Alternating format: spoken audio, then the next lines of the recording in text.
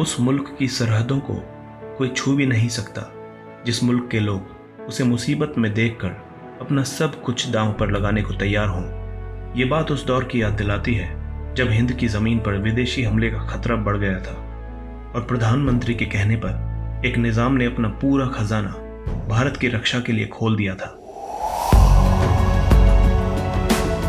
उस महादानी का नाम था मीर उस्मान अली, जो 1965 में हैदराबाद के निजाम थे।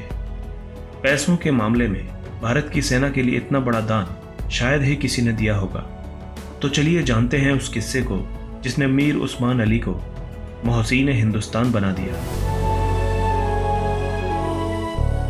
मीर उस्मान अली हैदराबाद रियासत के अंतिम निजाम थे। वो विश्व के सबसे धनी व्यक्तियों में शामिल थे। उस समय उनकी कुल संपत्ति अमेरिका की कुल अर्थव्यवस्था का 2% थी। इसी के चलते टाइम मैगजीन ने 1937 में उनकी फोटो अपनी मैगजीन के कवर पेज पर लगाई। हैदराबाद के निजाम की संपत्ति का इसी बात से आकलन लगाया जा सकता है कि वो 5 करोड़ पाउंड की कीमत वाले शुतुरमुर्ग के अंडे के आकार जितने बड़े एक हीरे को पेपर वेट के तौर पर इस्तेमाल किया करते थे।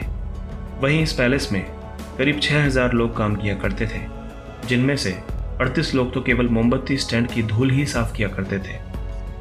इतना सब होने के बाद भी उस्मान अली बेहद साधारण किस्म का जीवन यापन करते थे। कहा तो यहाँ तक जाता है कि उन्होंने अपनी पूरी जिंदगी केवल एक ही टोपी पहनकर और एक ही पुराना कंबल ओढ़कर गुजार दी। वहीं इनकी दरियादिली भी इस साधारण जीवन से ऊपर थी। उन्होंने बनारस हिंदू विश्वविद्यालय के लिए आर्थिक मदद मांगने के तुरंत बाद बिना किसी देरी किए 1 लाख रुपए का दान दिया। 1965 में भारत पाकिस्तान से युद्ध जीत चुका था और पूरे देश में जश्न का माहौल था। भारतीय इस जीत का जश्न अभी ठीक से मना भी नहीं पाए थे कि उनके सामने दूसरा खतरा चीन के रूप में खड़ा हो गया। तिब्बत को आज़ाद कराने के लिए चीन ने भारत को दादागिरी दिखानी शुरू कर दी और युद्ध तक की धमकी दे डाली। ऐसे में भारत इस बात से चिंतित हो उठा। भारत कुछ दिन पहले ही एक भयावह युद्ध से गुजरा था। हालांकि युद्ध में हमारी जीत हुई थी, लेकिन पुनः एक और युद्ध उस पर थोपा जाना कहीं से भी उचित नहीं था। उधर चीन की सेना पूरी तरह से युद्ध के लिए तैयार थी और यहाँ सैनिकों के हाथ खाली थे। वहीं देश विभाजन का दर्द झेल रहा था और पाकिस्तान से युद्ध के चलते भारत सरकार के पास धन की कमी भी थी। ऐसे में तत्कालीन प्रधानमंत्री लाल बहादुर शास्त्री ने सेना की मदद के लिए भारतीय रक्षा कोष की स्थापना की। शास्त्री जी ने लोगों से सेना के लिए दान करने की अपील की। इस अपील ने लोगों को देश भावना से ओत-प्रोत कर दिया और वो देश सेवा के लिए टूट पड़े। आम नागरिक जितना भी हो सकता था उसे दान करने में जुट गए। जिसके पास पैसा नहीं था वो कपड़े और भोजन दान कर रहा था। यहाँ तक कि लोग रक्तदान करने तक के लिए उमड़ पड़े ताकि सैनिकों के इलाज में मदद मिल सके। लेकिन उस समय ये सब युद्ध के लिए काफी नहीं था। प्रधानमंत्री लाल बहादुर शास्त्री ने रेडियो द्वारा लोगों और राज्य रजवाड़ों से देश के लिए मदद मांगी। शास्त्री जी के इस आह्वान को हैदराबाद में बैठे निजाम भी सुन रहे थे, लिहाजा उन्होंने इस मामले में मदद का मन बनाया और शास्त्री जी को दिल्ली से हैदराबाद आने का निमंत्रण भेज दिया। चूंकि सेना को तत्काल सहायता की जरूरत थी, इसलिए निमंत्रण मिलते ही बिना किसी देरी के लाल बहादुर शास्त्री हैदराबाद पहुंच गए। निजाम उस्मान अली ने उनका बेगमपेट एयरपोर्ट पर स्वागत किया। शास्त्री जी जानते थे कि हैदराबाद में उन्हें निराशा नहीं मिलेगी, इसलिए पीएम ने जल्द ही निजाम से बात की और उन्हें स्थिति के बारे में अवगत कराया। लेकिन उस्मान अली इसके लिए पहले ही तैयार थे। बिना एक सेकंड के सोचे निजाम मीर उस्मान अली ने अपना खजाना भारत की रक्षा के लिए खोल दिया और राष्ट्रीय रक्षा कोष के लिए 5 टन सोना देने का ऐलान कर दिया।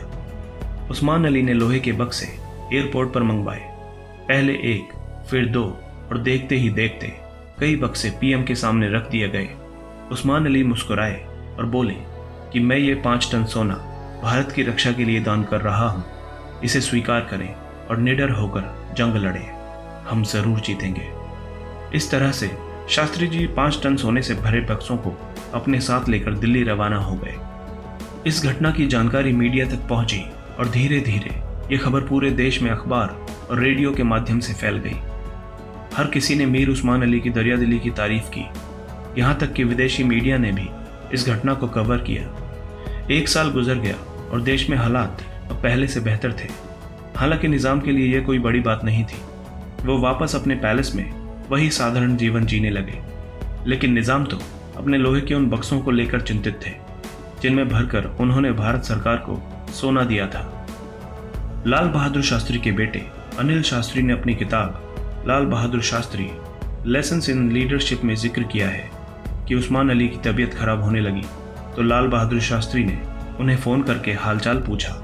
इतने में निज़ाम ने अपने बक्सों की बात छेड़ दी और बोले कि शास्त्री जी, मैंने आपको जिन बक्सों में सोना दिया था वो मेरे पुरखों की निशानी है।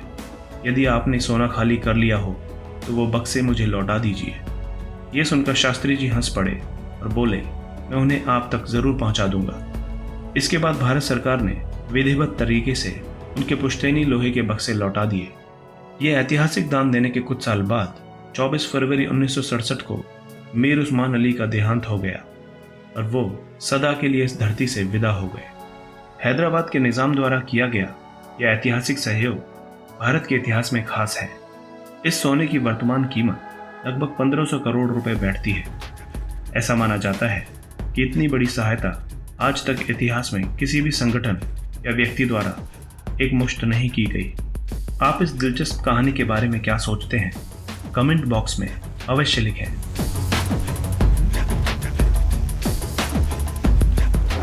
दोस्तों, अगर आप भविष्य में भी ऐसी ही इंटरेस्टिंग और इन्फॉर्मेटिव वीडियोस देखना चाहते हैं तो आज ही हमारे चैनल हिस्टोरिक हिंदी को सब्सक्राइब कर लें ताकि हमारा हर नया वीडियो आप तक पहुंच सके।